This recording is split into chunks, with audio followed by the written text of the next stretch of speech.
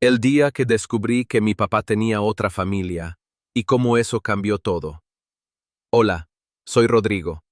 Esta historia me marcó para siempre. La cuento porque muchos creen que lo peor que puede pasarte es una traición de alguien externo. Pero a veces, lo más fuerte viene de adentro, de tu propia familia. Crecí creyendo que tenía una familia completamente normal. No perfecta, claro, pero normal. Mi papá, Mauricio, era ese tipo de hombre tradicional, serio, trabajador, algo reservado, pero siempre responsable. Tenía esa imagen de hombre correcto. Nunca fue particularmente cariñoso, pero estaba ahí, siempre puntual, siempre cumpliendo. Mi mamá era la base emocional de la casa, muy presente, amorosa, algo sobreprotectora, pero lo hacía desde el cariño. Tengo dos hermanos menores, así que durante mucho tiempo sentí que tenía que ser el responsable, el equilibrado, el que no da problemas. Nuestra vida giraba en torno a una rutina tranquila. Escuela, trabajo, cenas familiares los domingos, vacaciones modestas pero bonitas. Nada daba señales de que algo extraño ocurriera. Lo que más me marcó fue la confianza ciega que tenía en mi papá. Lo admiraba. Si alguien me preguntaba quién era mi ejemplo, siempre decía mi papá. Un hombre recto, que había salido adelante, que había formado una familia con esfuerzo. Para mí, era intocable. Hasta que cumplí 26 años. Ya había salido de la universidad, vivía solo desde hacía un año, y trabajaba en una agencia de diseño gráfico. Era mi primer trabajo serio, y me estaba acostumbrando a ese ritmo de vida, donde por fin uno empieza a construir algo por sí mismo. Un jueves cualquiera, mi jefe me pidió que llevara unos archivos impresos a un cliente. La dirección estaba en una zona que no conocía mucho, residencial, tranquila, con casas viejas y calles arboladas. Recuerdo que hacía calor y que iba algo apurado. Doblé una esquina y de pronto lo vi. Ahí estaba mi papá, de pie frente a una casa, vestido con ropa informal, camisa de cuadros, jeans, mochila al hombro, muy distinto a cómo se vestía para el trabajo. Pero eso no fue lo más impactante. A su lado iba una niña pequeña, como de 7 u 8 años. Lo tomó de la mano y le dijo papá, mientras él la ayudaba a subir a un auto. Sonreía. Se veía relajado, natural. Me escondí instintivamente detrás de una camioneta estacionada. El corazón me latía tan fuerte que apenas podía pensar. Esperé a que se subieran al coche y se fueran. Cuando desaparecieron de mi vista, me acerqué lentamente a la casa, toqué el timbre sin pensar mucho. Salió una mujer que no conocía. Treintona, aspecto amable, sorprendida de verme. Me preguntó si buscaba a alguien. Yo, nervioso, le dije que me había equivocado de dirección. Me sonrió y cerró la puerta. Me alejé de ahí sintiéndome en una especie de película rara. No le dije nada a nadie durante varios días. Estaba en shock. No dormía bien. Revivía la escena en mi cabeza una y otra vez. Esa niña era su hija. ¿Quién era esa mujer? ¿Desde cuándo? Quería pensar que había una explicación lógica. Tal vez estaba ayudando a alguien. Pero había visto demasiado. La naturalidad con la que ella lo llamó papá, la forma en la que él la cuidaba, la complicidad. Era claro. Estaba viendo algo que nunca debía haber visto. Una semana después, no aguanté más. Fui a casa de mis papás. Mi mamá no estaba. Aproveché. Papá, le dije, ¿tú tienes otra familia? Silencio. Largo. Insoportable. Se quedó paralizado. No intentó negarlo. Solo bajó la cabeza, como si hubiera estado esperando ese momento desde hacía años.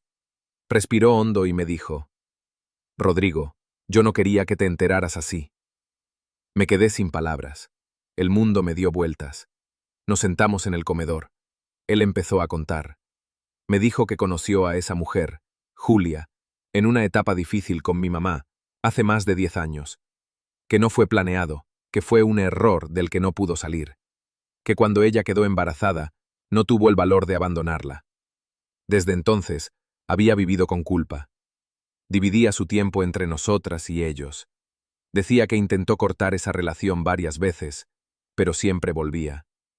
Y que, aunque era algo terrible, también amaba a su otra hija. Que no era algo superficial. Yo escuchaba, pero estaba bloqueado. Todo lo que creía saber de mi vida, de mi infancia, de mi familia, se desarmó en ese momento. No sabía si gritar, llorar, insultarlo o simplemente irme. Esa noche no volví a casa. Dormí en el sofá del departamento de un amigo. Los días siguientes fueron duros. No comía bien, no me concentraba en el trabajo. Me preguntaba si mi mamá sabía, si mis hermanos sabían, si todo había sido una mentira. Una tarde, mi mamá me llamó. Me dijo que necesitaba hablar conmigo, que ya sabía lo que había pasado. Nos sentamos en la cocina. Me sirvió un café, y entonces me soltó la bomba. Ella ya lo sabía desde hacía 3 años. Había descubierto todo por accidente. Le llegaron unas fotos por correo electrónico. Al principio creyó que era una broma cruel, pero luego enfrentó a mi papá, y él no lo negó. Lloraron, pelearon, pensó en dejarlo, pero al final decidió quedarse. Por nosotros, por la familia, por miedo, por muchas razones que solo ella entiende. Me dijo, yo no quise destruir la familia. Creí que era mejor fingir que todo estaba bien, aunque me doliera todos los días. Esa fue la segunda traición.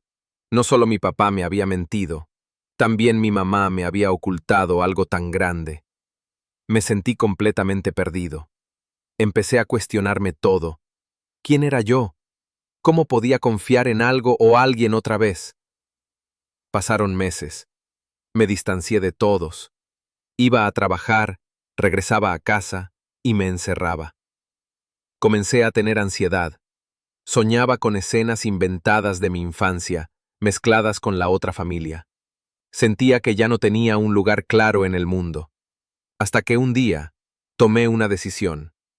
Quería conocer a mi media hermana. No sé bien por qué. Quizá necesitaba ponerle rostro a esa parte de la historia. Ver si eso me ayudaba a entender. Le pedí a mi papá que lo organizara. Al principio dudó, pero finalmente aceptó. Nos vimos en un parque. Ella se llama Sofía. Es dulce, un poco tímida. Me dijo que le gustaba dibujar y que tenía miedo de andar en bicicleta sin rueditas. Me miraba como si me conociera de antes, como si le hubieran hablado de mí. Yo me sentía extraño. No era culpa suya. Ella no había hecho nada malo. Era solo una niña. Y sin embargo, estaba en el centro de una historia que me había quebrado por dentro. Después de ese día, algo cambió en mí. Empecé a dejar de ver todo como blanco o negro. Me di cuenta de que las personas no somos solo lo que mostramos, que todos tenemos secretos, contradicciones, cicatrices, que amar no siempre significa hacer lo correcto, que perdonar no es olvidar, pero a veces es necesario para poder vivir. Hoy, mi relación con mi papá es distinta. No lo idealizo más, pero lo veo como lo que es, un ser humano, con errores enormes, sí, pero también con cosas buenas. Con mi mamá hemos hablado mucho, nos entendemos más desde la sinceridad, y con Sofía, bueno, ya me dice, Rodi, a veces la llevo a comer helado, a veces dibujamos juntos.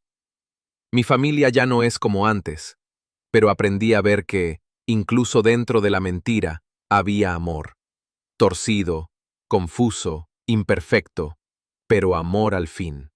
Y si esta historia sirve para algo, es para recordar que todos vivimos cosas difíciles, que no todo lo que brilla es oro, y que, a veces, conocer la verdad no te destruye, te libera.